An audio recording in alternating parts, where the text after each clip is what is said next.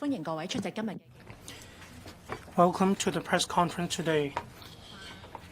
With us today are Ms. Rosanna Law, the Secretary for Culture, Sports and Tourism, Ms. Vivian Shum, Permanent Secretary for Culture, Sports and Tourism, and Mr. Rizin Lau, Undersecretary for Culture, Sports and Tourism. Ms. Rosanna Law will brief us on the latest measures, and then we will open the floor for journalists to ask questions. Please limit yourself to 2 questions. Ms. Rosanna Law, please. Members of the public, good afternoon. The current term government sets up the Culture, Sports and Tourism Bureau to take forward the integrated development of culture, sports and tourism. I'd like to brief you on the main measures in relation to these 3 fronts. On culture, we are committed to enhancing our status as an East-Meets-West cultural and arts exchange. We will focus on taking forward the development of the WKCD, supporting the diversified development of arts and creative industries. First of all, I'd like to talk about the premium arts trading hub. We will develop Hong Kong as an premium high-end art trading. We will also be attracting more talents to come to Hong Kong. We have different initiatives. We will enhance our international arts trading platform by deepening collaboration with Art Basel, thereby consolidating the position of Hong Kong as the exclusive host city in the region. We will also engage the industry to carry out studies on taxation, financing, talent, and related areas of arts trading to explore policy measures applicable to Hong Kong. The WKCD will take forward the development of the arts trading ecosystem and introduce some measures. Say the Artist Square Towers will be set up soon to attract more arts trading enterprises. Talents will also be attracted to Hong Kong. Different talent training programs and internship programs will be initiated. The WKCDA will organize more events next year. Say the Hong Kong International Cultural Summit, as well as other events. Say the annual conference 2026 of the Association of Asia-Pacific Performing Arts Centers. Tour exhibitions overseas and in the mainland will also be staged to showcase exhibitions and collections of M+ and the Hong Kong Palace Museum. More mainland tours of The Impossible Trial will be organized to develop the musical into a long-running classic. Transport facilities will also be enhanced. The West Kowloon Academy will be set up soon to provide professional training for practitioners and the relevant organizations. We will continue to take forward the Hong Kong Fashion Fest. Hong Kong Fashion Fest 2025 will collaborate with Paris and Milan Fashion Week to take forward digital fashion. The CCIDA, that is the Cultural and Creative Industries Development Agencies, will actively develop more cultural and creative industry products featuring Hong Kong characteristics. When it comes to performing arts, venues have been the bottleneck for the development of the local performing arts industries, and we're going to put in place measures for improving the distribution of venues in Hong Kong. The Hong Kong Coliseum will be refocused to prioritize concerts. The East Kowloon Cultural Center will promote long-running performances and arts technology, and the Sha Tin Town Hall Auditorium will prominently feature Cantonese opera. We will also promote Hong Kong Pop Culture Festival, Asia Plus Festival, Hong Kong Performing Arts Expo, and so on. Through the CCPO, that is the Chinese Culture Promotion Office, we will promote Chinese Culture Festival and the exhibitions of the general history of China series. We will also enhance our promotion of intangible cultural heritage. Say we will strengthen the promotion of district-based ICH, and we will also develop ICH around town. The LCSD, that is the Leisure and Cultural Services Department, will introduce market-based business models to enhance the services. Measures include leasing out museums on their closing days for commercial or private use, opening up more venues for hire, introducing paid guided tours for visitor groups, and developing more cultural and creative products to enhance visitor experience and operational efficiency. We will also explore the feasibility of engaging the market to enhance the operations of selected beaches to promote the development of recreational, leisure, and aquatic hotspots.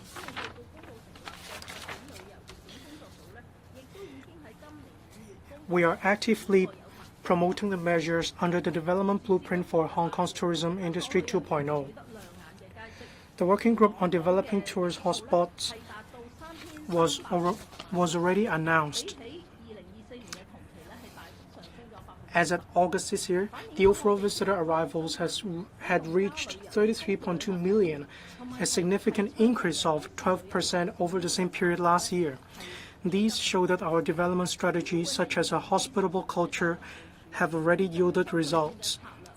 This has also shown that our Plus tourism measures have achieved results. We will continue to promote different strategies such as yacht tourism, cruise tourism, and we will also be actively expanding the Middle East market to attract more high-end visitors to come to Hong Kong. On attracting high-end tourism and visitors to Hong Kong, we will work with the Development Bureau. We will provide approximately 600 additional yacht berths at the Islamic Quarry, the Aberdeen Typhoon Shelter expansion, and the Hong Kong Station waterfront projects. We will also promote the development of the yacht bay at the airport city, providing more than 500 additional berths, including berths that can accommodate super yachts that are over 80 meters in length. The Marine Department, the Security Bureau, and the Transport and Logistics Bureau will also put in place new facilitation measures to simplify the arrangements for visiting yachts to enter Hong Kong. On cruise tourism, we expect an increase of about 20% this year in the number of ship calls to Hong Kong. The contract terms for the Kai Tak operator will come to an end in 2028. We will begin a tender exercise for the operator of the cruise terminal by the end of this year. In relation to Muslim tourism, the Hong Kong Tourism Board has been using the strategy of accreditation, education, and promotion to encourage the industry to provide more Muslim-friendly facilities and food options. In GMTI, Hong Kong ranked third in non-Muslim tourist destination. Hong Kong was also the tourism-friendly travel destination with the most tourism. From January to August 2025, Middle East visitors totaled 54,000, up by 40% year-on-year. Middle East visitors spent about $10,400 in the first half of 2025, doubling the figure for overall visitors. That is about $5,400. As at the end of August 2025, halal-certified restaurants have increased from 100 to 190. From the 17th of September to the end of 2026, halal-certified restaurants will receive subsidies of a cap of $5,000. That is about half rate. In addition, the Tourism Board will work with different departments and organizations to attract more MICE events to be held in Hong Kong. We will create more premium destinations and itineraries for visitors. We will also hold different cultural festivals to attract visitors to extend their stay in Hong Kong. We also want them to come to Hong Kong once again. There will be different mega events. Say the Hong Kong Wine and Dine Festival that is going to be held between the 23rd and the 26th of October. There will be an enhanced version of this festival.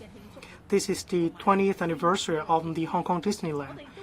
Facilities have been upgraded. There will also be celebratory activities. We will also work with Ocean Park to launch more panda-themed activities and products to continue with the craze for panda. We will also be promoting horse tourism. It is going to be the year of the horse next year. The Hong Kong Jockey Club will hold different activities with the theme of horses. To cater to tourist tastes, we will develop characteristic routes, including a red tourism route of Chinese cultural celebrity rescue to enhance awareness of locals and visitors on the history of war of resistance in Hong Kong. We will also promote industrial brand tourism. We will also develop various immersive tourist spots that would include Uptown Central, Kowloon City. We will also develop ecology plus tourism by working with different bureaus. We will also have the Outstanding Services Award Scheme by working with the media to cover various professions that will provide tourism services such as retail, F&B, hotel, and transportation industries to encourage practitioners to be hospitable to tourists, to foster a hospitable culture. We have also major measures in sports development in the policy address. We will first of all make sure we are going to deliver on the 15th National Games and the Special Olympic Games, as well as National Games for persons with disabilities. We will also arrange for a relay of the events in local broadcasters so that citizens can cheer for the athletes. We will also make good use of sports infrastructure to promote the development of mega events economy and elitization of sports. We will continue to leverage on the advantages of Kai-Tak Sports Park. We have made a great breakthrough with our collaboration with Live Golf. We have forged a long-term partnership with Live Golf to have Live Golf League tournaments held in Hong Kong in 2026 and 2027. We will also review the positioning of the Hong Kong Stadium to make sure there is synergy with Kai-Tak Sports Park. We will make good use of existing facilities to have space in the Hong Kong Stadium be office space for NSAs, National Sports Associations. We will also enhance governance of NSAs. The Sports Federation and Olympic Committee announced the Code of Governance in last November, and the NSAs must fully implement the code before the end of 2026. We also encourage NSAs to take part in international and Asian sports bodies to create more favorable conditions for sports development in Hong Kong. We will also encourage international and Asian sports bodies to set up operations in Hong Kong. That's it for my presentation. We welcome questions from the media. The journalist in grey. On the tailor-made luxury tour for high-spending visitors, could you further elaborate who the government is targeting, how much do you expect them to spend, and what kind of premium experience could Hong Kong offer, and which department will be in charge of this?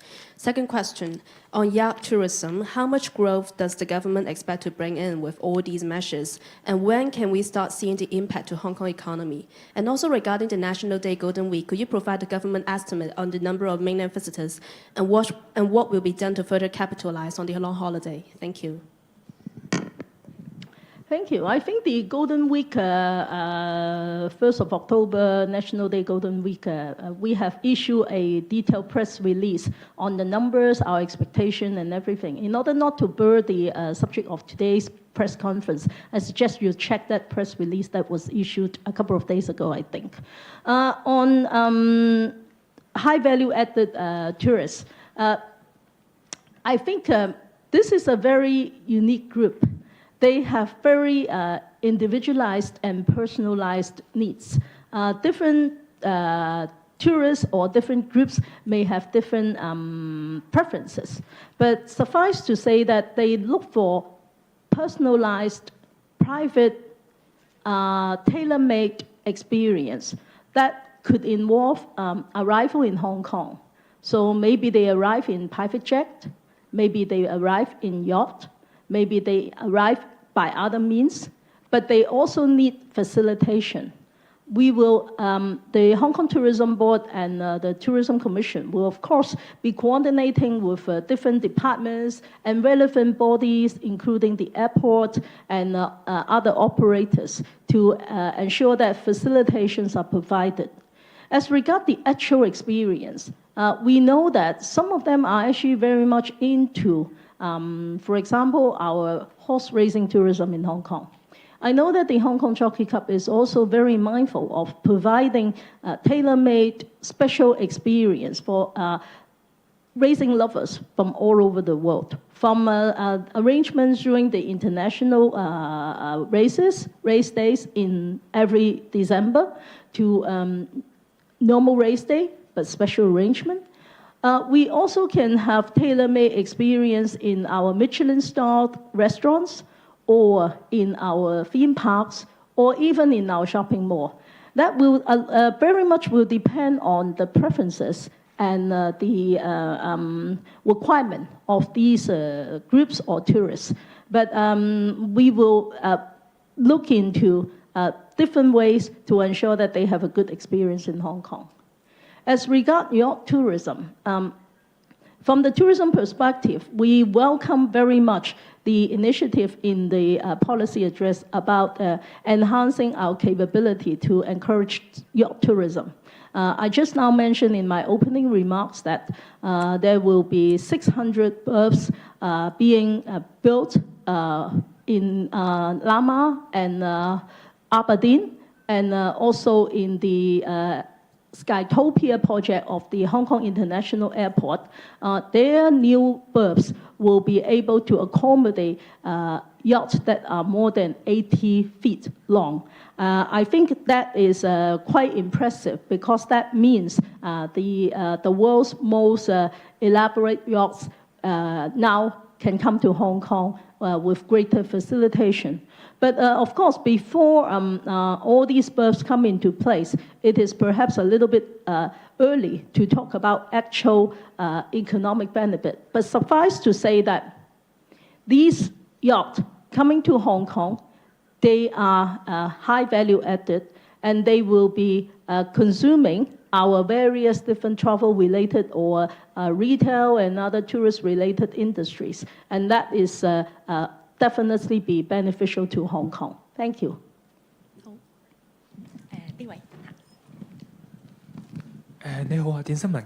Who's going to ask the question? Hi, I'm from News. I want to ask about red tourism.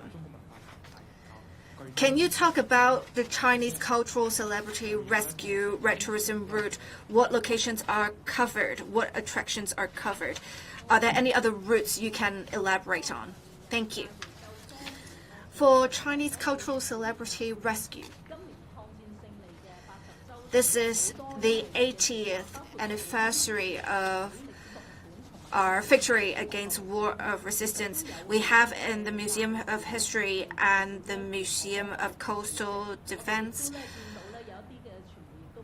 exhibits that talk about this part of the history. We have also some media programs on this. And in paragraph 23, we have talked about specifically a red tourism route on Chinese cultural celebrity rescue that would cover visiting the Museum of War and Coastal Defense.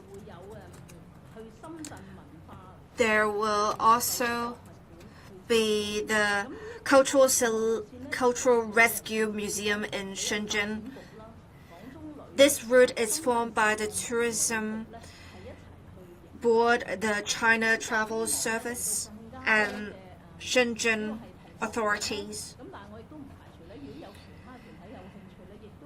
We mainly develop this route for students, but if other groups are interested, we can make facilitation arrangements. If you have been to the Museum of the War of Resistance and Coastal Defense, you may know this rescue route is quite convoluted. Some would involve hiking, some parts of it. So if one has to take this very same route, it may be quite challenging. But part of it is Robin's Nest, Lamma Island, and Lantau Island. Different parts of it are in the route. Because this year is the 80th anniversary of victory against the War of Resistance, we have renewed some sites so we can have citizens travel to these sites for more. Thank you. The journalist in blue. I'm from Cable. Good afternoon, Secretary. Well, the government had been promoting the night economy and nighttime economy. There is no update of the official website. It wasn't mentioned in this policy address either. Why is that? Does it mean that the government will not continue to promote these initiatives? Do you have any other figures to share with us? Regarding Disneyland, there are the upgrading of facilities as well as celebratory facilities, celebratory activities. What about Ocean Park? Will there be similar activities and funding? Well, pandas do grow up. After they have grown up, can we still continue with the craze for the panda economy? Thank you. The nighttime economy is a general concept. We do want to continue to organize different activities both during the daytime and in the evening. We do want to attract locals and visitors alike to go out. When we floated the concept of the nighttime economy, we just started our resumption of normality. However, now we have the Kai Tak Sports Park and we have more activities. On the 19th of August, on Tuesday at the Hong Kong Kai Tak Sports Park, there was a concert seeing an attendance of over 40,000 people. In Hong Kong Coliseum, there was also a concert with over 10,000 spectators. In Macpherson or in Queen Elizabeth Stadium, there were different fan meetings. We saw a total of 100,000 people.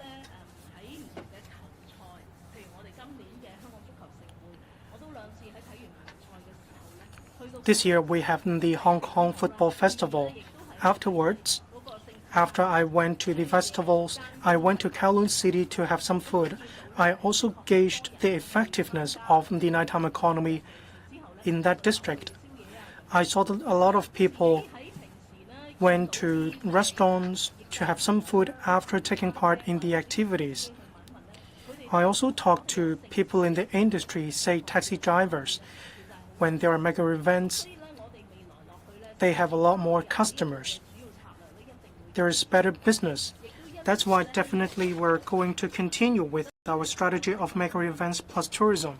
We do want to have a lot more activities both by day and by night. When it comes to Disneyland, it's their 20th anniversary this year. There are new parks within the Hong Kong Disneyland as well. Regarding Ocean Park, it has signed some agreements with some commercial organizations. For cable cars and rides, there will be new facilities as well. Regarding pandas, of course, Jia and De are living together, but at the end of the day, they will have to live on their own one day. We are planning their new living environment, and whether we can continue the panda craze, it depends on two factors. One, whether we have creative products and creative activities to attract more locals and visitors. Pandas are our national treasures. All of us love pandas. An and Jia came to Hong Kong a few decades ago. Now we have An, Ke, Jia, and De, and we now have even more activities. That's exactly why we are confident about the activities in this regard. Thank you. Next reporter. I'm from In Media. Good afternoon, Secretary. Regarding the LCSD, I understand there will be market-based model for the Leisure and Cultural Services Department. I'd like to ask about the market operations at beaches. Will you outsource the entire beaches? Will citizens be required to pay in order to use the beaches? The Chief Executive answered this question. Members of the public can definitely enjoy public facilities. At present, we have the rental of simple facilities, say sun umbrellas, as well as other equipment. For operators that are interested in providing additional services, I believe we can expect a reasonable fare.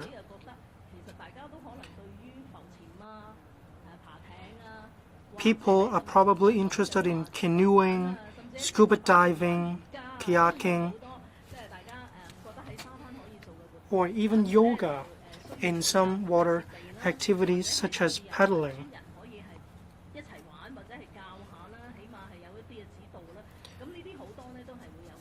Members of the public may be interested in looking for coaching in relation to paddleboard yoga and so on. That's why we're willing to discuss with operators these activities.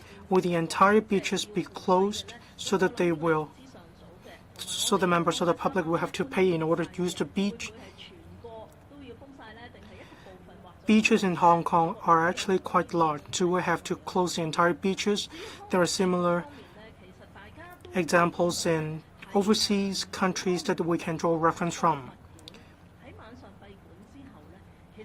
Regarding museums, when they're closed in the evening, different activities can be held. In Hong Kong, in August, we saw a similar example as well.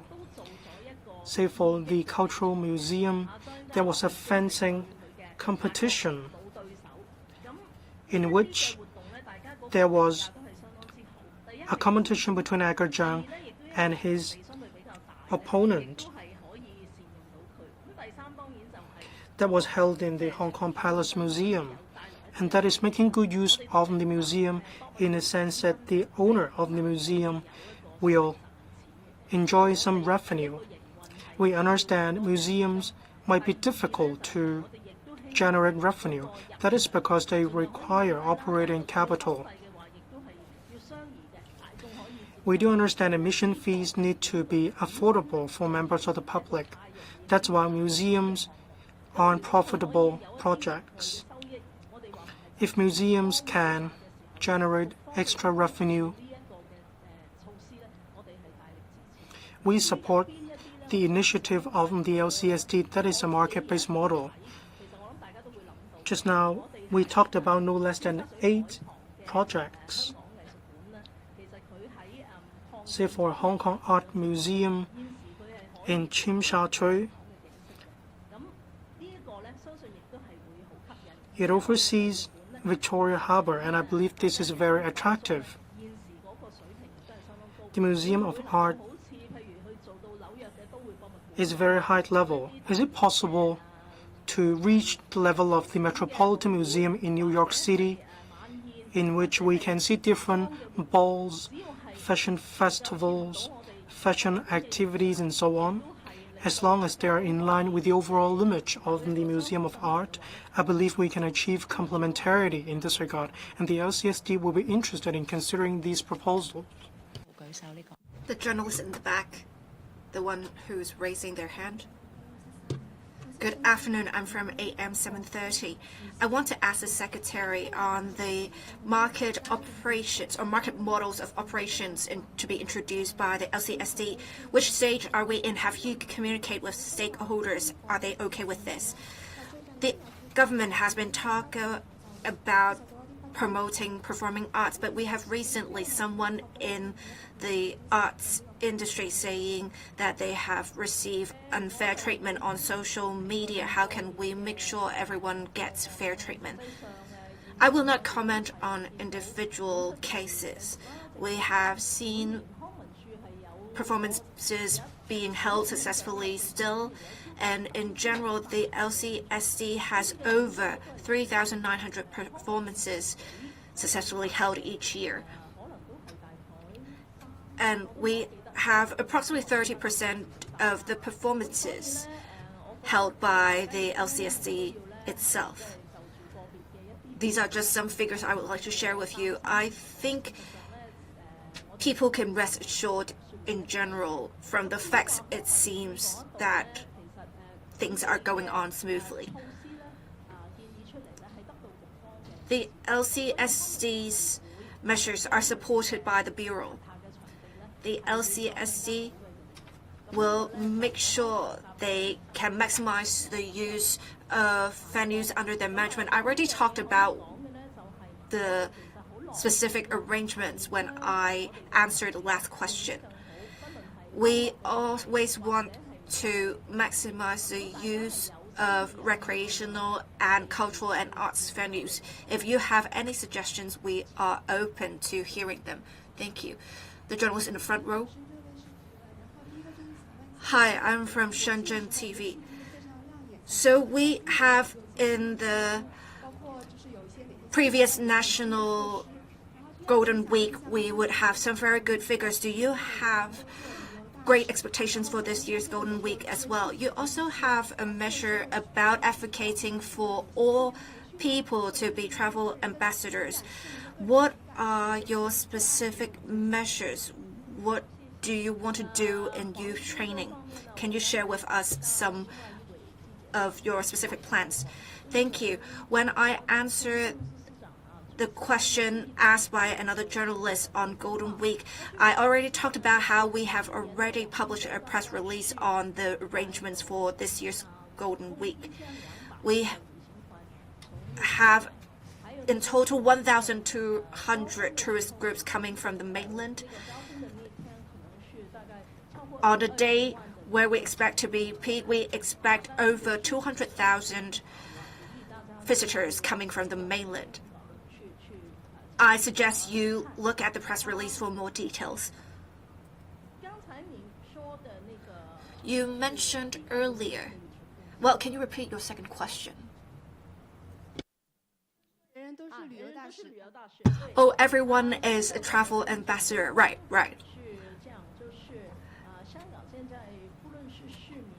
We have right now in Hong Kong citizens or practitioners alike. After the pandemic, we all know how important the tourism industry is to Hong Kong. We may not make a great profit in the tourism industry's operations, but they engage a large number of people. And there are many other industries that will benefit from the activities of the tourism industry, such as F&B, hotel, transportation. So for the first 8 months of this year, we have seen a 12% growth in the tourism industry in Hong Kong. It has not only boosted the economy, but also employment. When I talked about having everyone trying to be a travel ambassador, we do see now practitioners smiling a bit more, and people have been speaking better English and Mandarin. We have also been working with the media. We will have in future the Outstanding Services Award scheme. From what I remember, there is a well-known Chinese bakery. When a tourist came, they felt like they got really good services, and in the end, they purchased 100 sets of the snacks for their friends as souvenirs. At first, that tourist might just think they wanted to come here to take a look. We had also another instance where there was a visitor who was an old customer, and for a long period of time, they didn't come, and the shop tried to find out what happened, and apparently the customer fell sick, and they sent them some of their goods to that customer. I think we focus too many times on the figures. We should probably focus on the human aspects of the trade and industry. We also want to recognize the efforts of practitioners providing outstanding services. That is also how we can help give an example of outstanding services in practitioners. Thank you.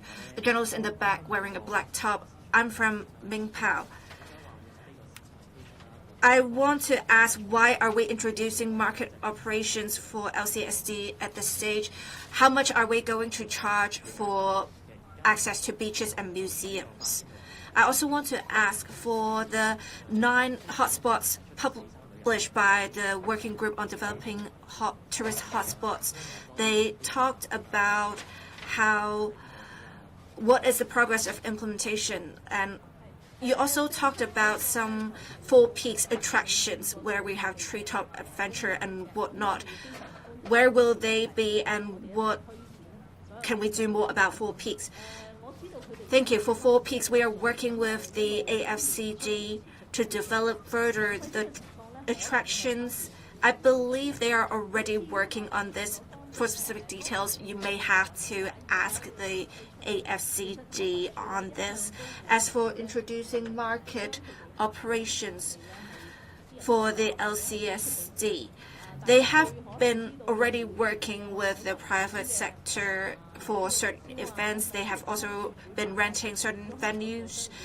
The Victoria Park Lunar Year Market is already a good example, and we have also some stalls outside the cultural center available for hire. In future, we want to do more. Say the Museum of Art or other museums, they have larger spaces after the museums are closed. We believe we can maximize the use of such spaces. Many venues under the management of LCSD are essentially operations for public interest, and we need to charge affordable fees. It is hard to make a profit, and sometimes it's not about making a profit. We're trying to just recover the costs. They did think about charging higher fees. As for how much in particular, I think the journalist is more interested in knowing how much citizens have to pay in general. Say for beaches, I guess it would depend on who the operator is, what kind of activities are they providing. If they provide paddleboard yoga courses with training services or scuba diving, I think the prices may be higher, but I would say public beaches will not become luxury goods. That much is clear. As for museums, if we are holding activities or events in museums. It would depend on the organizer's requirements. Say if they're holding fashion shows there. Well, it's actually not just museums. We also held a fashion show in the cruise terminal, and it really was beyond people's expectations. There is great potential with museums holding activities, but it depends on what the organizer needs, and then we'll determine the fees. Thank you. The reporter in beige in the third row. Thank you. I'm from the Hong Kong ET. I'd like to ask about tourist hotspots. In the policy address, the Four Peaks tourism project was mentioned. Back in May, some projects were announced. I'd like to ask about, for example, Oyamate Station. What is the progress? It was said that it would be open to the public in the fourth quarter this year. It also mentioned industrial brand tourism.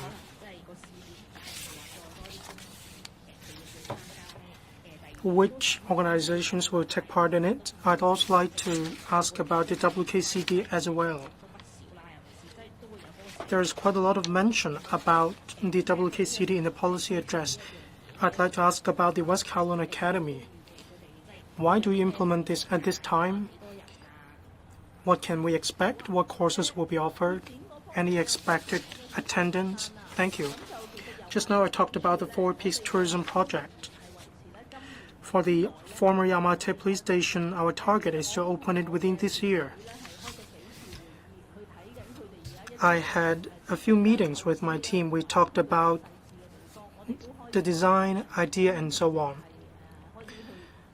We talked about the details. It's about to be renovated. That's why our goal is to open the former Yamate police station within this year. Regarding the industrial brand tourism, in May, we already announced 4 factories or 4 enterprises,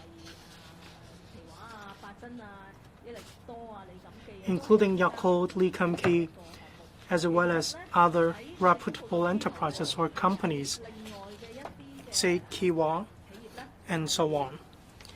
Well, actually, some other enterprises contacted me directly. They expressed interest in these projects. So I'm going to liaise with these enterprises to see whether their factories are suitable or not. We are preparing for this project full steam ahead. Just now I mentioned the 4 enterprises, and they are food manufacturing enterprises. If we need to let group tours to take part in this project, as in group in, group out, we'll have to make sure the food production line will be separated by visitors. These tours cannot affect the safety or the quality of all the foods. Enterprises are preparing for this. It's September now. In just a few weeks, very soon, the tourism sector will go to these factories. They will see what will be offered, what people can see, or transportation arrangements. When they have all this information, I believe in the second half of this year, Christmas or Chinese New Year next year, relevant tourism products will be launched very soon, especially in peak season of tourism. When it comes to the West Kowloon Cultural District, the West Kowloon Academy isn't like a university. Instead, it makes good use of its strengths. Say for art management, training, or talent training, WKCD is very good at these aspects. We want to attract not just locals, but also those from outside Hong Kong. When they are interested in joining this industry, well, we want them to come to Hong Kong, to come to the West Kowloon Academy to sign up for these courses. This is exactly one of the initiatives for consolidating our status as an East-Meets-West cultural center. The journalist at the back. Thank you. Thank you. I'm from Commercial Radio. Good afternoon. You said that you would review the positioning of the Hong Kong Stadium. When will the result be announced? Can I ask about the ratio of using office spaces to hold competitions or training? You said that you would have to tie in with the use of the Kai Tak Sports Park. Some of the uses are actually overlapping with one another. Can you tell us more about this? I'd like to ask about the Tinian Estate.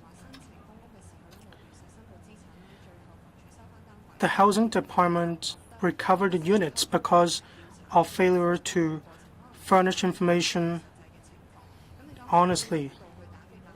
Well, excuse me, reporter. Let's focus on the policy address. What do you mind it if I ask this question? Well, excuse me, I'm not going to answer the question in relation to the Housing Bureau. I'm only responsible for my own policy portfolio. Let me answer your question in relation to Hong Kong Coliseum. As I mentioned in the policy address, we will carry on a review of the positioning of the Hong Kong Coliseum. It will synergize with the Kai Tak Sports Park. It commenced operation in March this year. In Hong Kong Coliseum, there were a few races, including in May.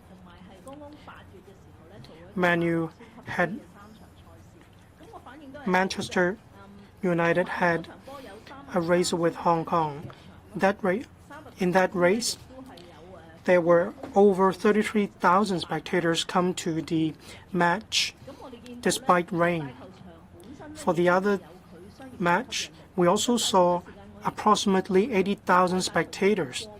We can see that these matches are actually quite attractive. In the Hong Kong Coliseum, there are a total of 50 chambers in the Hong Kong Stadium.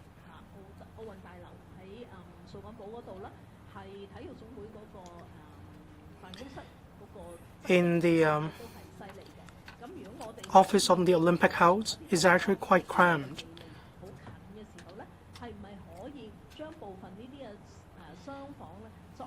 We need to see if we can make good use of the geographical advantage. We may carry out a little bit of renovations to let NSAs have a more spacious premise to carry out their duties. At the same time, we promote the development of sports.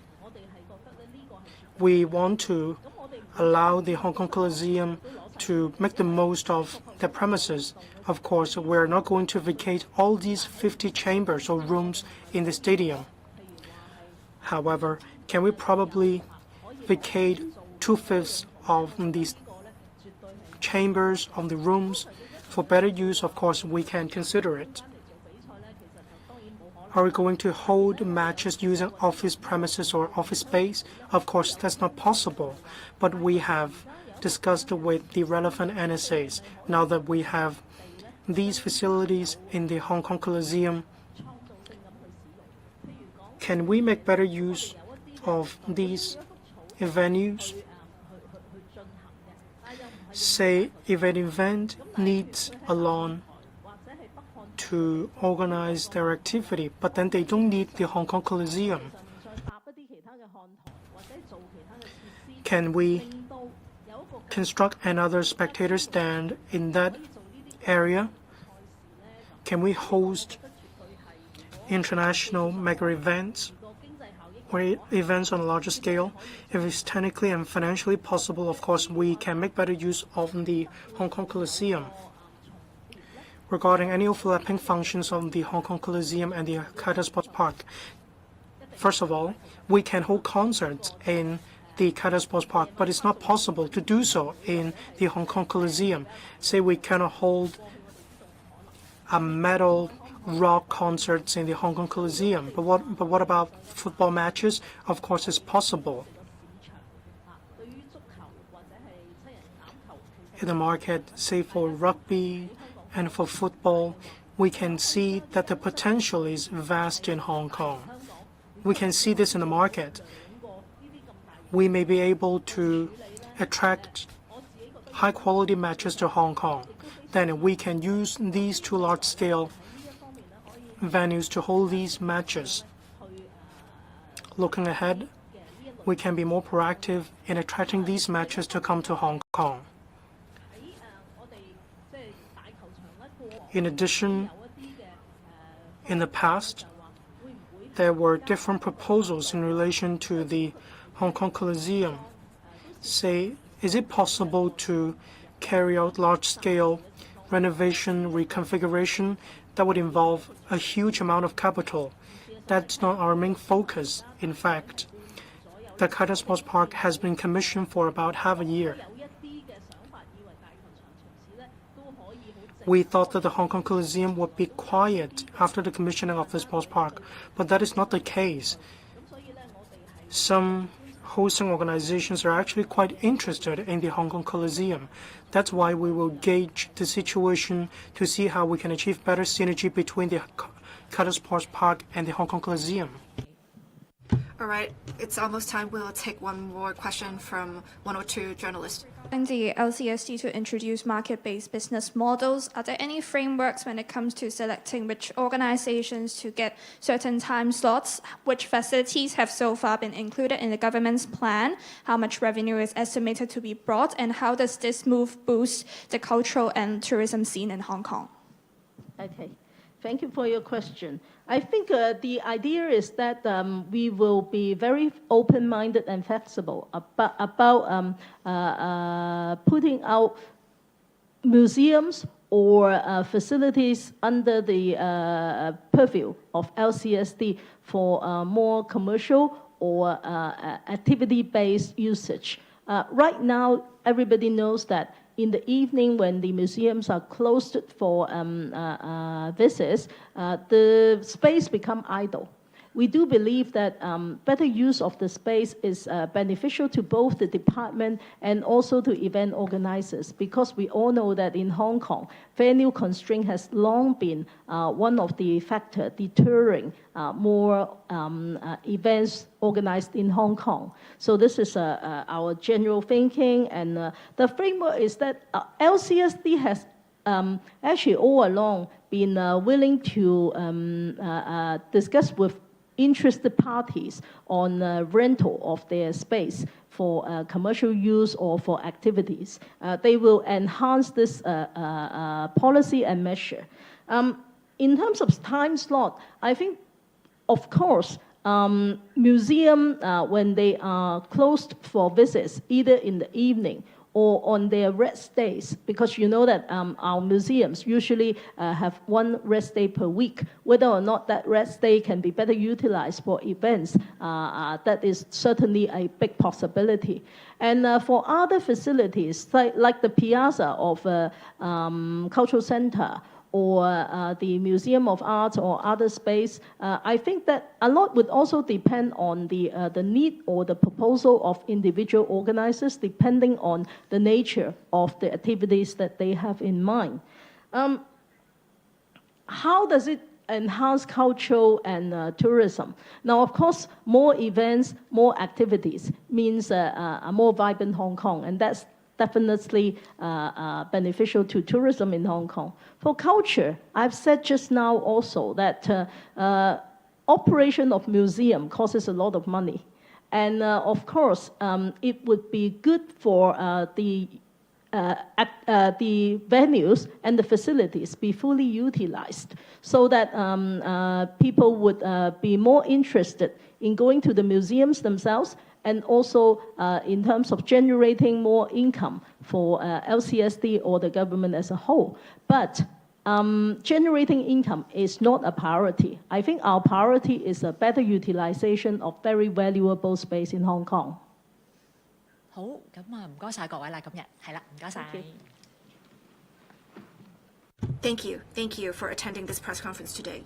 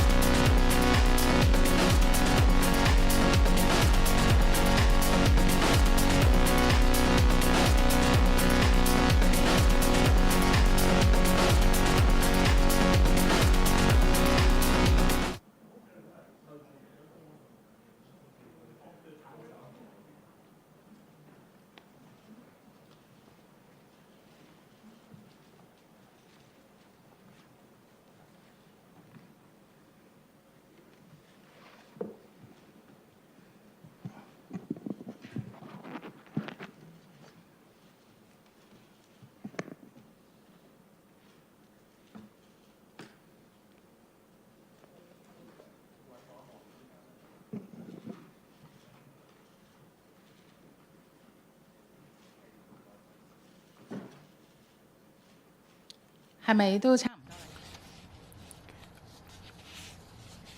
多啦？ Already? 好，歡迎大家嚟到。 Thank you. Welcome to the press conference on the Chief Executive's 2025 Policy Address Initiatives, EEP and TLB. We have with us on the stage Mr. Che Tin-wan, Secretary for Environment and Ecology, Ms. Mabel Chen, Secretary for Transport and Logistics, Ms. Irene Yang, Permanent Secretary for Environment and Ecology, Food, and Mr. Kevin Choi, Permanent Secretary for Transport and Logistics. The two secretaries will brief us on the latest measures, and then the floor will be open for questions. Secretaries, please.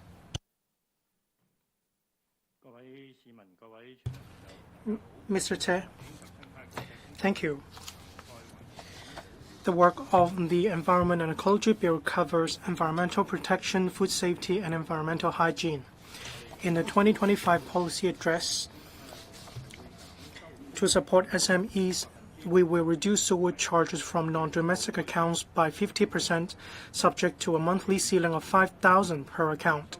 At the same time, the trade affluent surcharge will also be reduced by 50%. This will be implemented for 1 year. We are expecting to benefit about 260,000 non-domestic accounts and about 35,000 businesses, mainly in the catering industry.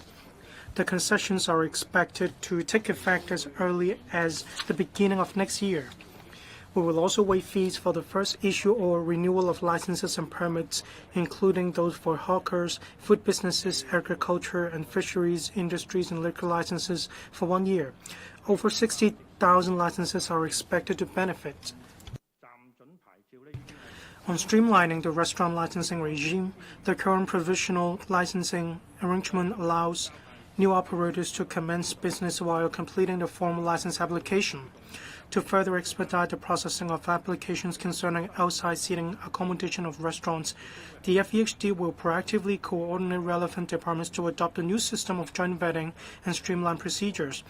Internal guidelines on the above are expected to be introduced in the fourth quarter of this year. We're expecting to reduce the relevant time by about 1 month. The FEHD will introduce pet-friendly measures, allowing restaurant operators to apply for permission to let dogs enter the food premises, catering for the needs of dog owners and creating new business opportunities for the industry. The government will discuss the details with the industry, with the first batch of approvals expected to be granted in mid-next year. Clear signage will be put up by permitted restaurants. This is a requirement. The government will monitor the implementation, industry and community feedback, and refine the execution details as necessary. Food from Hong Kong is a reputable brand. The government will facilitate the sale of food from Hong Kong to the mainland of China and reserve an area near Hengyun Wide Boundary Control Point for promoting the development of the food industry, including wholesale, processing, and trading. In the long run, it may develop into a food industrial park and a place where food production synergizes with tourism. We will introduce a new unified brand for local agricultural and fisheries products in mid-2026. To enhance product awareness and brand value, we will also strengthen the competitiveness of local produce. We will continue to promote the sustainable development of agriculture and fisheries. We will issue culture licenses for new fish culture zones and provide deep-sea cages therein for rental by the fisheries industries, so as to industry the local mariculture production by tenfold within 15 years and promote modernized aquaculture. On agriculture, we will facilitate the livestock sector in constructing the first environmentally friendly multi-story pig farm in Lowu, take forward the agricultural park Phase 2 development, and promote the development of leisure farming and fisheries.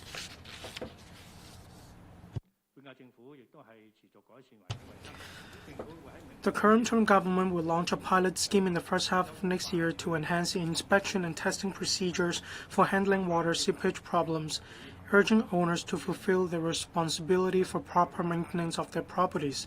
For simpler cases, the time required to issue a notice to the owner of the unit causing seepage is expected to be reduced from about 71 working days to about 14 working days.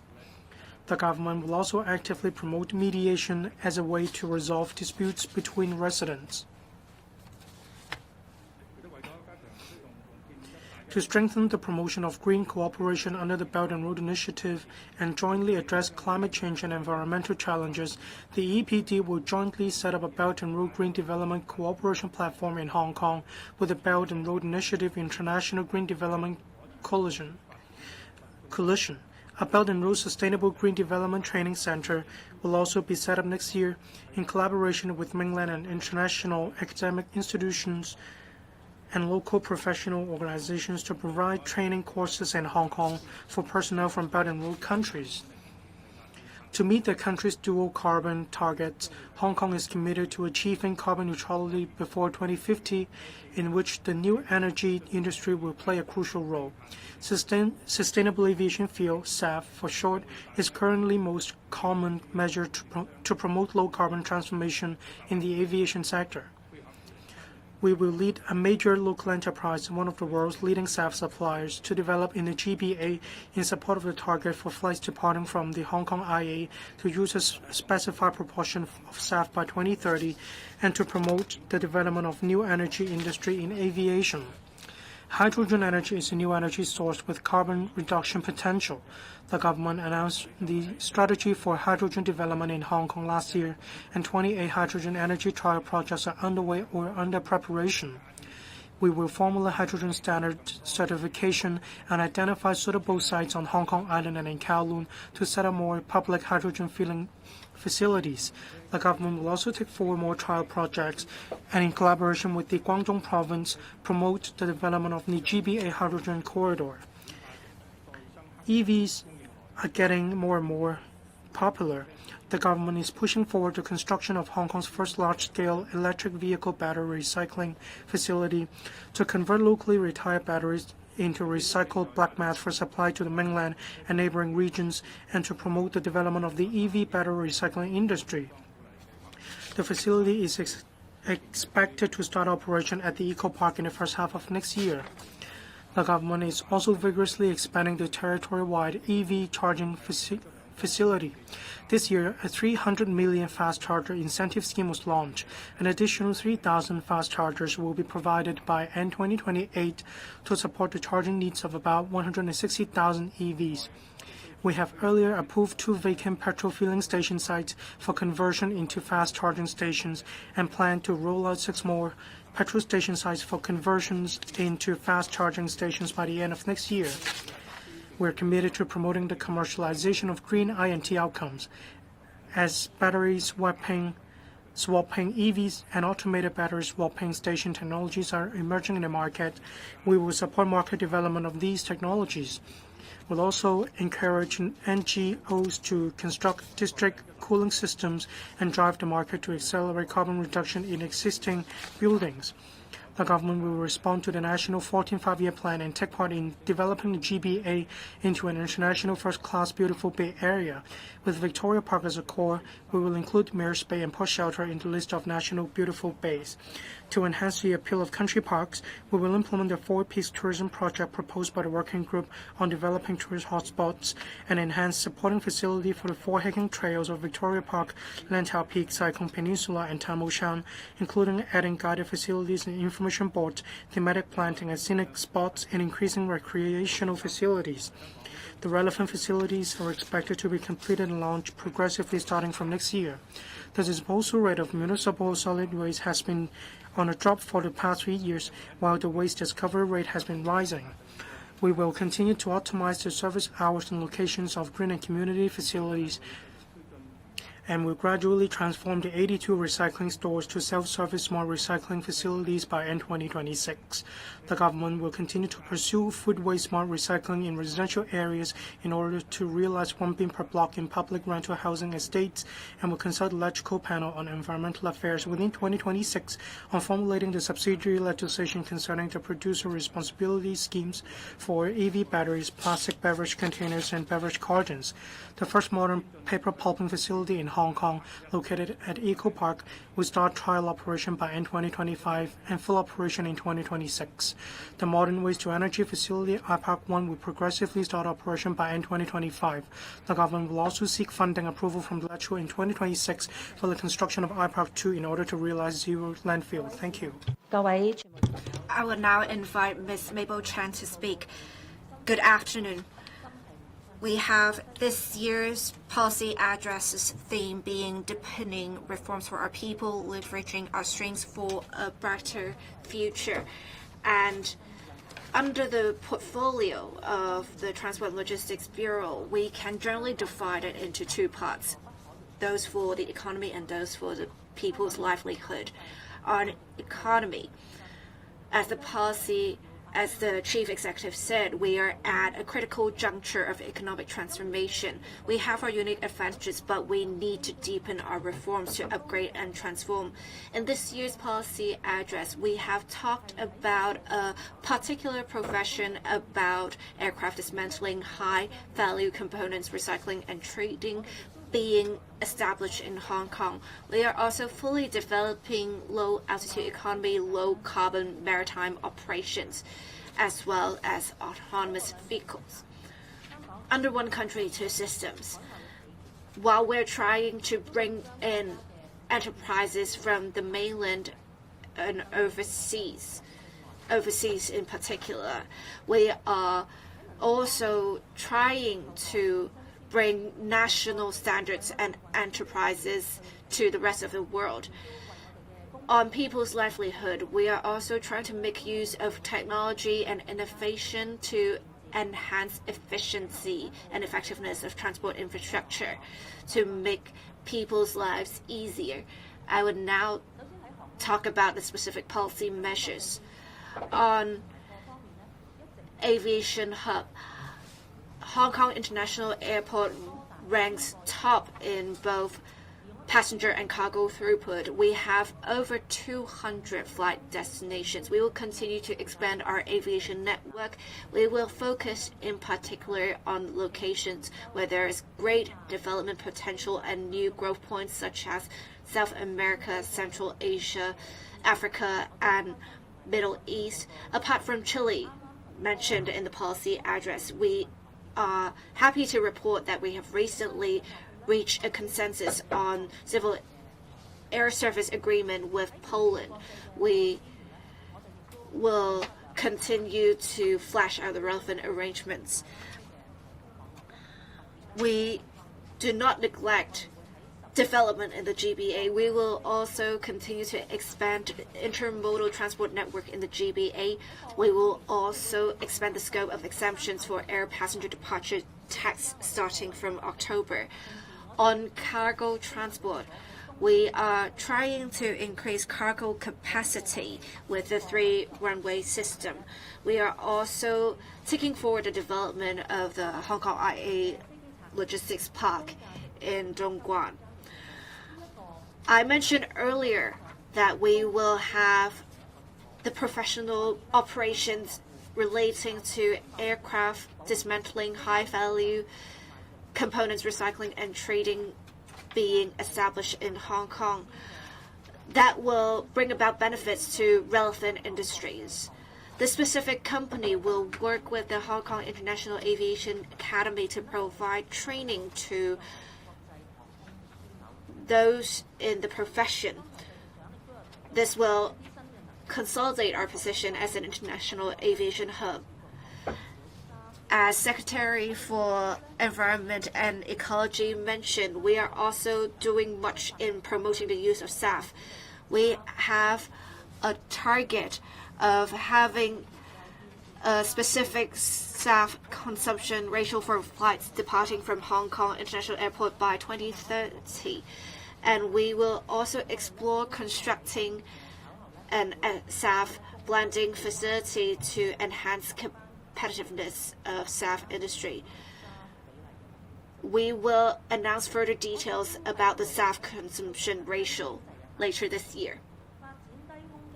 We are also working to develop the low-altitude economy. The working group on developing low-altitude economy will soon promulgate an action plan. We will make sure low-altitude economy becomes a new engine for growth for the local economy. The action plan will include 5 areas. For non-conventional aircraft with a weight of over 150 kilograms, including manned aircraft, we will have dedicated legislation so that we can accommodate more non-conventional aircraft. We will also have some application scenarios that are more mature, low risk, and do not have to be used in locations where there is a high flow of people or vehicles under the regulatory sandbox to regularize such application scenarios. We will also promulgate the specific safety guidelines and operational guidelines for the application scenarios to make such available for commercial applications. This will help us commercialize the different pilot projects under the sandbox. Early next year, we will have an enhanced low-altitude economy project, regulatory sandbox X. We want to cover application scenarios that are of greater complexity in technology. We may test some manned aircrafts. We are also actively commencing studies, technical studies in low-altitude economy infrastructure.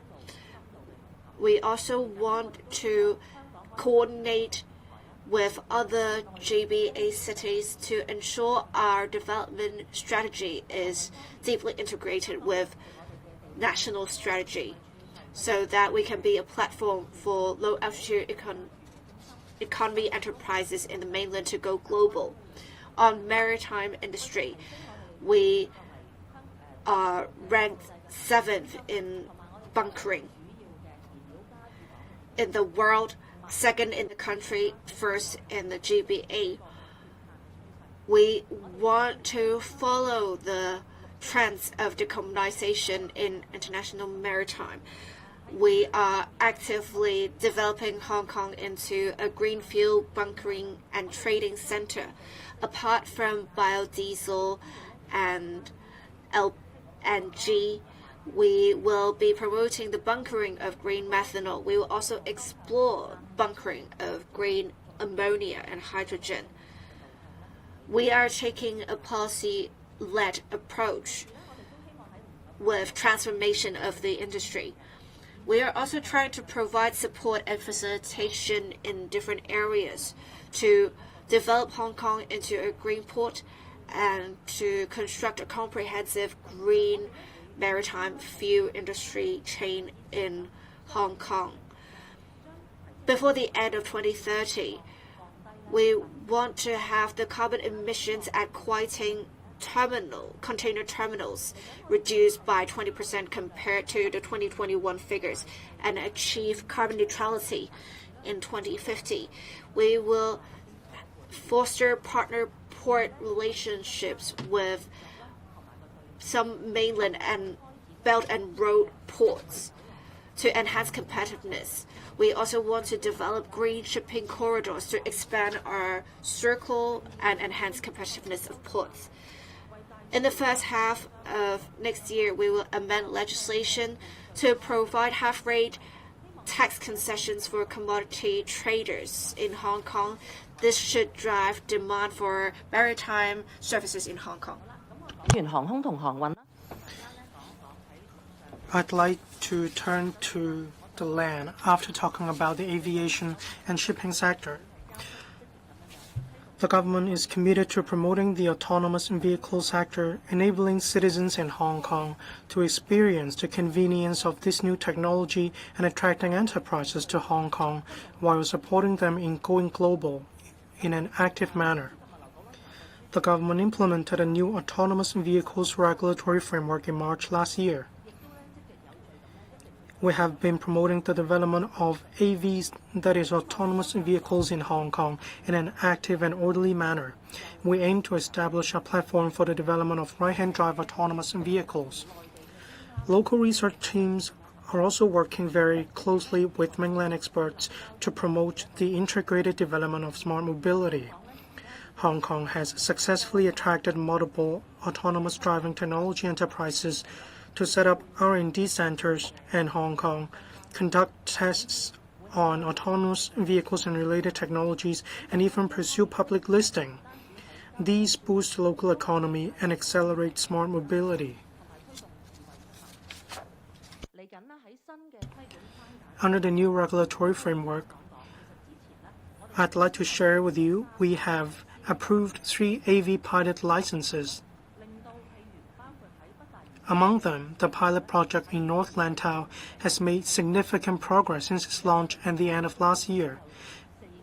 We have achieved 4 major technological breakthroughs in a short period, including multi-vehicle simultaneous operation on Airport Island, passenger carrying tests, and so on.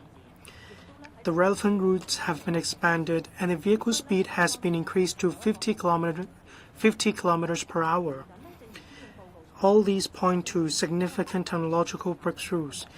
As mentioned in the policy address, we will continue to speed up and enhance the introduction and promotion of autonomous vehicle trials and applications in various communities, driving large-scale and fully driverless development, and expediting the transition to commercial operations.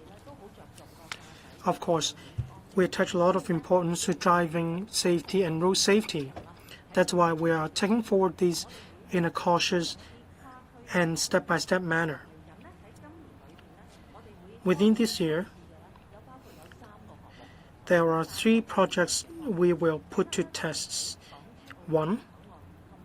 Airport City Link connecting the Hong Kong-Zhuhai-Macau Bridge, Hong Kong Port, and the airport. And next, the project spanning Kowloon City and Kwun Tong districts covering the Kai Tak development area. And third, the project connecting the Airport Island and Tung Chung. In fact, the third project is an extension of the existing South Lantau project, extending it to the Tung Chung New Town. The government is also studying autonomous vehicles connecting with other transport modes. For example, we want to enhance the safety for passengers who are going to the airport. That's why we are going to enhance the connection between Airport Express Kowloon Station and West Kowloon High-Speed Rail Station, linking land and sea, land and air transport. At the same time, we are striving to launch trials of autonomous vehicles without a backup operator on board. In other words, there will only be a remote backup operator without actual operator on board. That's what we want to achieve. In addition, turning to transport infrastructures, transport is, of course, close to the heart of members of the public. Looking ahead, we will adopt an innovative mindset and new technologies to take forward 3 smart and green mass transit system projects in East Kowloon, Kai Tak, and the Hung Shui Kiu Ha Chun, Yuen Long South New Development Areas. The project in Kai Tak, that is the Smart and Green Mass Transit System, we will soon invite tenders. To speed up the introduction of the new mass transit systems, we will also start tenders soon. The technologies involve different operators, so next year we will devise a regulatory framework applicable to different system technologies and operators. We aim to introduce this bill next year. Earlier on, the Highways Department is working with relevant government departments in mainland and overseas railway experts to formulate the Hong Kong railway standards, making active reference to world-class railway standards. The Highways Department is working with experts,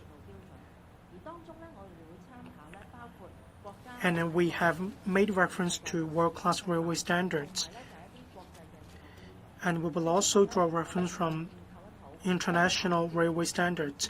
We want to devise a set of standards for Hong Kong so that we can align ourselves with international standards.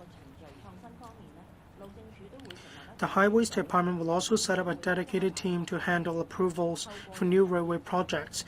We will expedite the time needed for approvals, and we will also actively work with the relevant government departments, including heavy rail projects, spur line, and so on.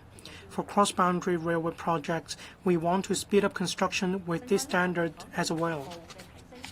When it comes to service standards, we must talk about AI application.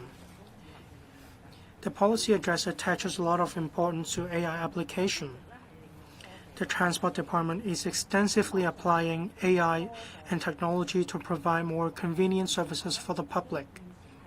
Currently, over 20 online services are offered. More e-licensing initiatives will also be progressively rolled out. We will make good use of AI and big data to launch more services in this regard. When it comes to smart transport monitoring, at different junctions or intersections, we will utilize AI to optimize the operational efficiency on these intersections. We aim to reduce the average waiting time for vehicles by about 5 to 10%.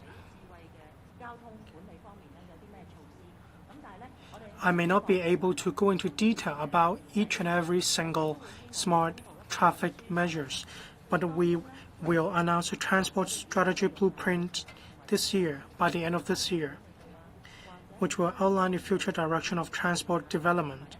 The Transport Department will study the integration of big data analytics and AI, and we will give you more details in this regard. I'd like to talk about the yacht economy, which is close to your hearts. As the Secretary for Development and the Secretary for Culture, Sports and Tourism mentioned, different bureaus and departments will work very closely about the yacht economy. We aim to take forward the development of the yacht economy. The Transport and Logistics Bureau actively promotes Skytopia about the development of the yacht bay at the airport city, providing over 500 berths. A few berths can accommodate super yachts over 80 meters in length. These super yachts bring a lot of high-end, high-value tourists to their countries. This will also speed up the development of the local tourism sector. We want to hold yacht exhibitions, transactions, and so on. We expect that this will drive the development of the industry and the local economy. Speaking of the yacht economy development, we expect that they will be commissioned starting from 2028 progressively. Regarding facilitation measures, the policy address talks about removing barriers. The Marine Department will actively support the government's development by relaxing the requirements for visiting yachts on three main fronts. First of all, we will put in place a monitoring system for yachts to come to Hong Kong in an easier manner. There will also be an electronic business system for visiting yachts to make an application to come to Hong Kong.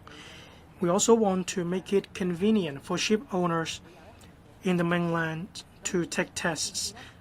There will be facilitating measures. In the second half of 2026, these facilitating measures will be implemented progressively from this point in time. The Marine Department will discuss and arrange cooperation with the Guangdong Maritime Safety Administration on facilitating measures for the northbound travel of yachts from Hong Kong and southbound travel for yachts from the mainland. Our policy portfolios cover maritime, land and air transport. We work together and actively implement every policy together with members of the public as well as the industry. We do want to expedite our pace of innovation so that we can bring a more convenient transport system for the public. Thank you. We'll now go into the Q&A session. The female journalist sitting in the last row. Excuse me, can you please state your outlet first? I'm from Commercial Radio. I want to ask about development of yacht economy. It is said that there will be progressive completion of the relevant arrangements. Is it the system that will come first, the electronic business system, or northbound travel for Hong Kong yachts? Can you talk about the timeline and the implementation details? How many yachts do you expect will come to Hong Kong in future? What is the demand for such arrangements? I want to ask Mr. Tse. Originally, we had in July a report to be made by the Secretary to the Legislative Council on municipal solid waste charging. You said you had to collect more public feedback. What public feedback have you gotten? Do you think it is not the right time to implement MSW charging still? Thank you for your question. For the development of yacht economy, the Marine Department will remove some restrictions and develop the relevant systems. The measures will be implemented in phases starting from 2026. We have the dynamic yacht monitoring system. It is a system that monitors yacht movements and detect yacht movements. With this system, we do not need yachts to apply for a berth before they come to Hong Kong. So it will offer more flexibility. We will also facilitate yacht masters from the mainland to take examinations and take courses in navigation in Hong Kong. We hope that with such measures, there will be more yachts coming to Hong Kong. You asked about the demand. We note that in the last few years, we had over 258 yachts coming to Hong Kong. We have more and more coming from the mainland. So in terms of policy, the Transport and Logistics Bureau and the Marine Department will work with the relevant authorities in Guangdong to flesh out arrangements for northbound travel for Hong Kong yachts as well as southbound travel for yachts from the mainland. Thank you. Thank you for your question. On 29th of September, we will report to the Electrical Panel on Environmental Affairs. On this, we will discuss also the measures in the policy address. We will report on this item at that meeting. Thank you. Next question. The female journalist wearing glasses in the front row. Hi, I'm from Shenzhen TV. While we are having the trade wars, as an international shipping center, what advantages do we have, and how can we leverage on such advantages to respond to the uncertainties in the world? Thank you for your question. Indeed, we have very unique advantages. We are a port in the country, but independent from the country in a way. We are also doing much in digitalization, going green and going smart. We are also actively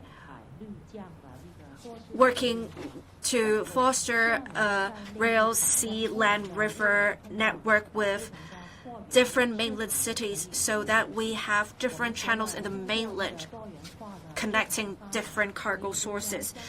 We believe with diversified market development, it can enhance the competitiveness of the Hong Kong port. We also have the port community system that can share information with different ports as well as ports in the rest of the world to have a network built. Thank you. Question from The male journalist in the front. Question for Secretary Chen. What's the government vision of the development of driverless vehicles? And will it be included in the blueprint you have just mentioned to map out the long-term development of it? And also, can you also elaborate on the government's plans for developing a SAF industry train and the timeline for the facility you just mentioned? And what's the goal by 2030? And on regulating ride-hailing services, what specific factors will determine the quota for such services, as people are mostly concerned about this? Thank you. Thank you for your two questions. For the first question about autonomous driving, I think our aim is very clear. First of all, Hong Kong has a very well-developed and established road system. Our road system has well-established standards. Secondly, we have put in place a robust legislative framework to enable trials of different kinds of autonomous driving technology. At the present moment, we have already facilitated a number of enterprises to pilot and test autonomous driving.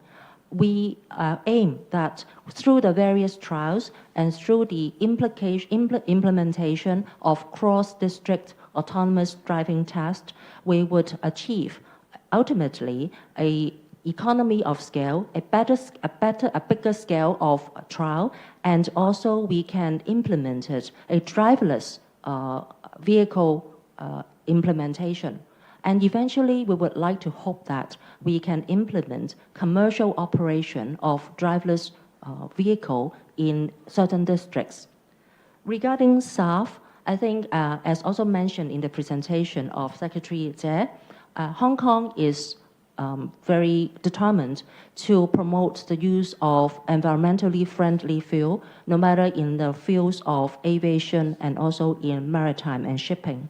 As far as the SAF is concerned, we are at the present moment working closely with our airline and airport community with a view to promulgating a set of specified SAF usage standards and targets for the departing airlines from Hong Kong Airport. To support this development, we will also work with the Airport Authority of Hong Kong to study and explore the creation and development of a SAF blending facility so as to provide a reasonable priced SAF to enable a sustainable supply. Thank you. 下一個問題，最遠嗰邊間條衫。I would like to supplement on the SAF side. And because of the desire to achieve carbon neutrality, well, I think the aviation sector, well, globally, well, they are looking for different measures to reduce carbon. And SAF is regarded as an important measure for the aviation sector to reduce carbon. And therefore, the demand for SAF is rising rapidly, I think, globally. And therefore, it's an opportunity for Hong Kong to grasp the opportunity to establish a SAF production chain in the Greater Bay Area, including the collection of the primary resources needed to produce SAF, the actual production of SAF, as well as the storage and distribution system to be established in Hong Kong. If we can have a chain developed in the Greater Bay Area, we can produce and also sell SAF at a lower price. It will make Hong Kong's competitiveness in this green energy will be in a very advantageous position. And also, it will help us to strengthen, I think, Hong Kong's position as an aviation hub because we can supply SAF at a cheaper price. That's why SAF we regard it as one of the important economic development opportunity for Hong Kong. Yeah. And I think I missed the last question. It's about the ride-hailing. As the community well knows, currently we have submitted a bill to regulate ride-hailing service, including platforms, vehicles, and drivers. And the bill is currently under close scrutiny by the Legislative Council. We have already have a number of intensive meetings, and we expect to work closely and support the scrutiny of this bill in LegCo. In the first stage of our legislative proposal, we focused on the major principles and also the directions for the regulation of this kind of service. As regards the other implementation details, including the quota and also the number of vehicles to be provided and allocated for ride-hailing service, we will continue to do our study and we will listen to further views from the community.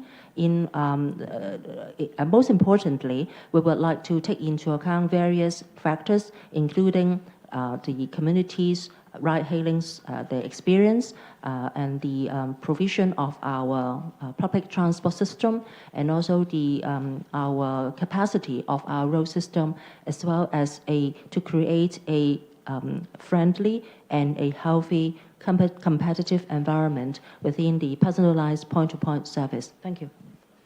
係間條嗰位。係經濟部咁首先。Next reporter, please. Thank you. I'm from the Hong Kong ET. Mr. Senelo talked about the Four Peaks Tourism Project, and she said that the AFCD is working on some policies. I'd like to ask about that. I'd also like to ask about the yacht economy. Just now, Ms. Chen said that every year 250 yachts come to Hong Kong. After the cross-boundary travel arrangements for yachts, I'd like to know how many yachts you expect to come to Hong Kong from the mainland. Are you worried that there aren't sufficient berths? What is the progress of discussion with the Guangdong Authority? A typhoon is coming to Hong Kong soon. The Guangdong Authority said that it's going to be a very serious situation. It's like a catastrophe like Mankat. Will the Transport Department plan ahead? Will there be any announcements in relation to activities in Hong Kong, such as any announcements in relation to work or school? Thank you. In relation to Four Peaks tourism projects, the AFCD is working to improve the facilities in country parks. The aim is to improve the ecology of the country parks in Hong Kong, and of course the Four Peaks tourism project is covered. The AFCD will improve the facilities, including signage and toilets, in relation to the Four Peaks projects. We are also identifying different locations to provide more facilities for tourists. We aim to bring them a new experience. Say for the we are aiming to add more facilities in different natural resource centers, say treetop adventures, and we also want to add more facilities to Lions Nature Education Center. When it comes to treetop adventures, we want to provide some nets in these areas so that teenagers will be able to take part in activities in these treetops. We also want to provide some places for tourists to take a rest at the different areas in the Four Peaks tourism project. There will be new measures soon. Ms. Mabel Chen, thank you. Regarding the yachts economy, between 2020 and 2024, there were a total of 258 visiting yachts to Hong Kong. In our system, we require these visiting yachts to make advance applications, and they will have to book the berths in advance before they come to Hong Kong. We want to improve the procedures, such as improving the dynamic monitoring system for these yachts. With this system, the yachts no longer have to make advance application for these berths. In fact, Hong Kong has very fast waters.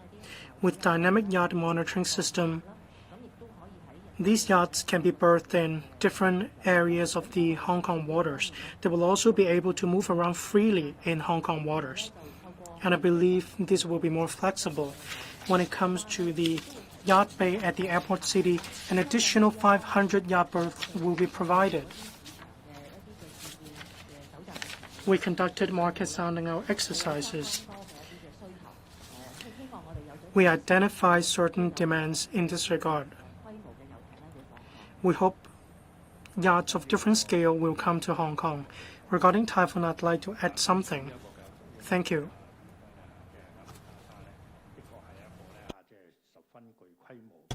The typhoon Rakasa, it's coming to Hong Kong soon. When it's the closest to Hong Kong, we believe it is going to be a super typhoon. The closest distance between the typhoon and Hong Kong, we'll have to look into the situation. Will this super typhoon be overlapping with the astronomical tide in Hong Kong with storm surges? This will lead to serious problems when it comes to flooding. That's why we will have to keep in view the situation, including the track of the cyclone. But all of us need to make advanced preparation. We cannot let our guard down. The Chief Secretary for Administration has already convened an interdepartmental meeting. The DSD, the Drainage Services Department, will conduct some work in relation to the prevention and handling of flooding. We are already deploying manpower in relation to this. When it comes to transport, the government will also be making preparatory work. We will be mobilizing different manpower to handle, for example, tree failure incidents. We will have to clear collapsed trees as soon as possible. We have also required power companies to make advanced preparation. In case of power outage, power companies will have to conduct repair as soon as possible. Other departments will also have to be mobilized as soon as possible. We have already convened a meeting to coordinate work with different departments. Ms. Mabel Chan, when it comes to sea, land, air, different departments are involved, including the Transport Department and the Highways Department. They are making advanced preparations. We will have regard to the latest situation of the storm or the cyclone. We will work with the traffic operators or other public works departments. We will work together in order to minimize the possible impact. We will also be disseminating information in this regard. The last two questions. The reporter in blue. Good afternoon, I'm from Cable TV. I'd like to follow up on municipal waste charging scheme. In the policy address, it is said that the municipal solid waste amount has been on the drop. The scheme has been shelved. You said that you would give an account to the LegCo. Do we still have the conditions to implement municipal solid waste charging? I'd like to ask about the autonomous driving. Well, I mean electrical vehicles, EVs. By 2028, 3,000 fast chargers will be installed. Will commercial vehicles be covered? Electric minibuses, the number is quite small. Do you have existing policies to take forward this, or are you still looking into some more policies? Thank you for your questions. In relation to municipal solid waste charging scheme, on the 29th of September, we will brief our measures in relation to the policy address to the panel on environmental affairs. So I'm not going into greater detail right now regarding charging facilities for EVs. We have thousands of EV chargers in Hong Kong. As for commercial vehicles, they have great demand for fast chargers. We have a scheme right now. We require new buildings to be equipped with charging facilities. For existing car parks, we request that charging facilities be installed. Our target is that by 2027, we will need 200,000 fast chargers. At present, we have 100,000. For the existing 2,000 fast chargers in Hong Kong, we have seen a huge demand for them. That's why the government has a subsidy scheme. In the coming 2 years, by 2028, we expect to install 3,000 fast chargers for EVs. This will be able to support a total of 160,000 cars, including commercial vehicles. The government is converting existing petrol filling stations into EV charging stations. 2 stations are being built. They will be commissioned next year. We will roll out 6 more petrol filling stations to be converted into charging stations. We are also in dialogues with bus companies. They have a scheme about electric buses in their own factories or depots. They will also be installing high-speed chargers. Basically, buses only charge in the evening. So in the morning, they can be released for commercial vehicles. So in the coming 2 to 3 years, we can expect a significant increase in the number of fast chargers. This will provide sufficient supply to commercial vehicles. 前面呢位 We will now take the last question. Female journalist wearing a black top in the front row. I'm from In Media. I want to ask about pet-friendly restaurants. Why are you not relaxing the restriction altogether so that restaurants can opt for allowing pets on their own choices? I want to ask how much administration costs will be involved. How much will you charge the restaurants? Will that constitute a heavy burden on the industry? Thank you. We saw in the past how there are more people keeping pets. I have a lot of friends who are keeping pets, especially the younger ones. They treat pets as children. We have seen many new shopping malls being pet friendly. And we do see many people bringing their pets to the malls. We do see more pets in Hong Kong.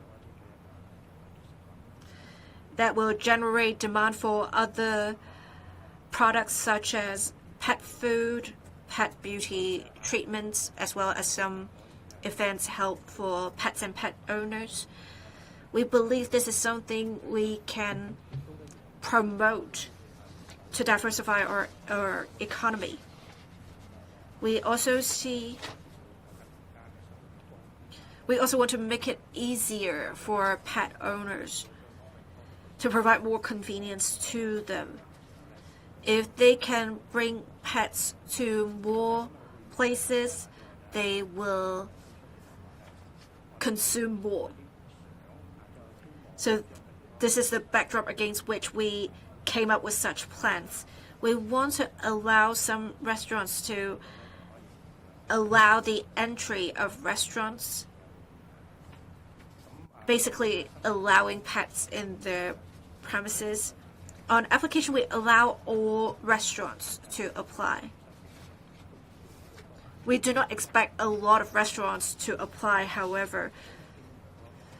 Restaurants will consider their customer groups and their characteristics before they apply for entry of dogs to be allowed into the restaurants. For the restaurants allowing entry of dogs, they will put up a sign in a conspicuous position so that customers know that it allows the entry of dogs. This is to ensure transparency for customers. We also want to be fair because some like pets, some don't like pets in restaurants. The Food and Environmental Hygiene Department will work with the trade to see how we're actually going to implement the relevant arrangements. We need to first safeguard the hygiene of food. This is something that must be maintained. We also need them to be transparent to let customers know that they allow the entry of dogs. We also want to get more stakeholder feedback to see how we can better support the trade. We will continue to liaise with the trade. We expect that starting next year, we will have the first batch of restaurants applications, and I believe mid-next year we will issue the first batch of licenses. As well, what you said about whether it may constitute a heavy financial burden on restaurants. I would say that the restaurants will only apply if they consider it commercially viable. So they will have regard to their own circumstances, we believe. Which is why we ask them to apply a specific license to allow entry of dogs. They already have some food business licenses, but then we can perhaps add on some licensing conditions to allow entry of dogs into the premises, some hygiene requirements, as well as put up a sign for customers to know this is a restaurant that allows entry of dogs. Anything to add in terms of the charging of fees? Well, we will only have the details after consulting the trade, so we do not have more details to disclose today.